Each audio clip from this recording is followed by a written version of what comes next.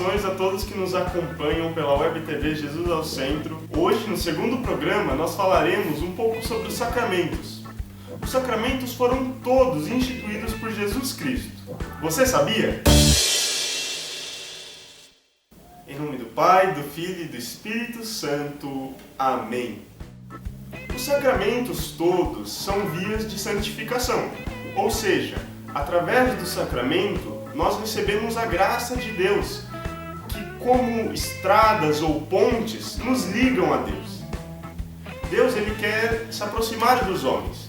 Tem sido assim durante toda a história da humanidade e também é assim durante a história individual de cada homem. E para se aproximar dos homens, Deus usa os sacramentos.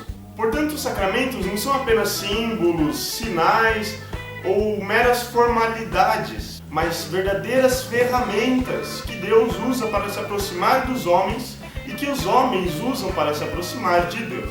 E vejam que os sacramentos estão presentes durante toda a vida do homem. Assim que nasce, os pais são chamados a levarem os seus filhos à igreja para serem batizados, para lá as crianças receberem o perdão de sua falta original e se fazerem verdadeiramente filhos de Deus, membros da igreja. Então, conforme a vida progride, o pecado vem até nós. Ou melhor, a nossa má inclinação, a nossa concupiscência nos leva a pecar. E então, nós precisamos da misericórdia de Cristo. E a misericórdia de Cristo se faz presente através do sacramento da confissão. E quando nós contamos os nossos pecados ao Padre, é o próprio Cristo que ouve e perdoa os nossos pecados.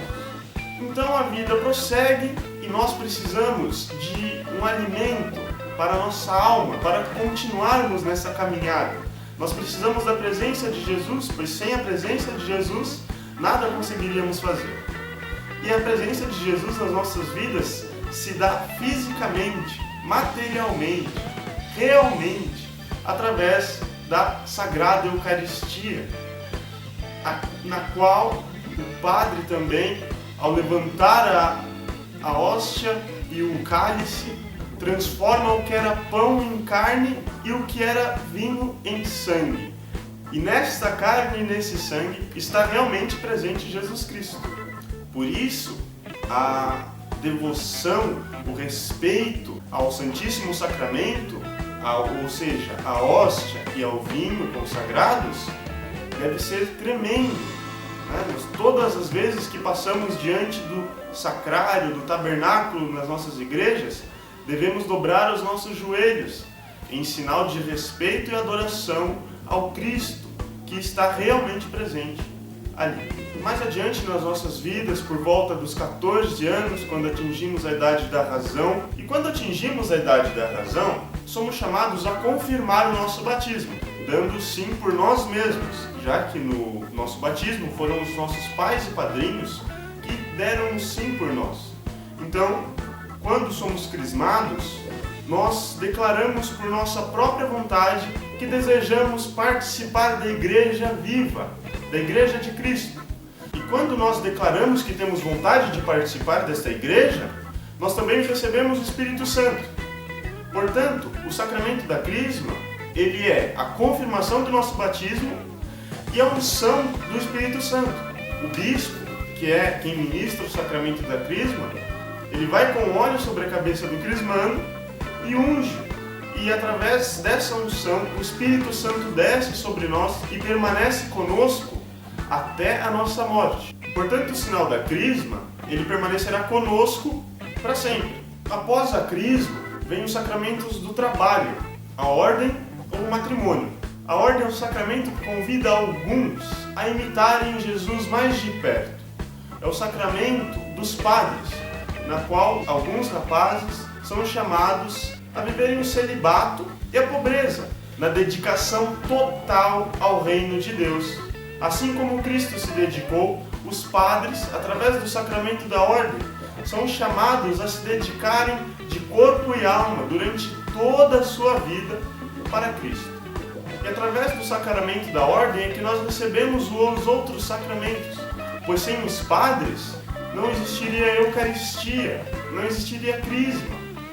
Sem os padres, a presença real de Jesus não estaria no meio de nós. Portanto, o sacramento da ordem é um sacramento sublime, é um sacramento o qual faz os homens serem mais parecidos com os anjos. Alguns, por outro lado, são chamados ao matrimônio.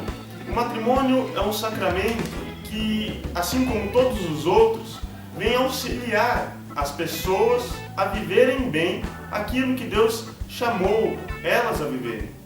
Portanto, o sacramento do matrimônio, ele tem o poder de auxiliar os noivos, auxiliar o casal na vida matrimonial, auxiliar o casal nas tentações, auxiliar o casal na criação dos filhos, através da graça de Deus. Ou seja, a graça de Deus vem sobre o casal unido em matrimônio, e esse casal, a partir de então, é fortificado pelo sacramento. No matrimônio, os pais são chamados a gerar e também a criar os filhos na fé da igreja. Portanto, o sacramento do matrimônio não é um evento no qual nós fazemos uma média com a família, na qual nós vemos os parentes que há muito tempo não víamos e mostramos o que nós conquistamos. Não, o sacramento do matrimônio marca o início de um novo tempo na vida daquele casal. Um tempo na qual eles irão se unir e formar uma só carne, segundo o projeto de Deus. Por fim, nós temos o sacramento da extrema-unção, que é ministrado aos enfermos, de maneira especial àqueles que se aproximam da morte. O sacramento da extrema-unção, ele tem duas características: a de ajudar no combate à doença, de maneira que a pessoa se cure, e também a de preparar a pessoa para a morte, caso essa seja a vontade de Deus. Portanto, o sacramento da unção dos enfermos, ele nos prepara para a passagem desta vida para a glória de Deus. Por isso, é muito importante não termos medo da unção dos enfermos, mas sim ficarmos gratos por essa graça que Deus instituiu a nós. Portanto, os sacramentos são essas vias de mão dupla, da qual nós vamos até Deus e Deus vem até nós. Os sacramentos todos têm uma importância tremenda para a salvação das nossas almas. E por fim, gostaria de terminar com uma frase de Padre Pio, ele que tanto amou e tanto ministrou os sacramentos. Certa vez, Padre Pio disse assim: seria mais fácil a terra viver sem o sol do que sem a Santa Missa. É isso aí, pessoal. Vocês viram agora um pouquinho sobre sacramentos. Se vocês quiserem deixar alguma opinião, é só deixar ali nos comentários. Continuem acompanhando, curtam e compartilhem. E fiquem todos com Deus. Tenham uma abençoada semana e nos vemos no próximo programa Você Sabia?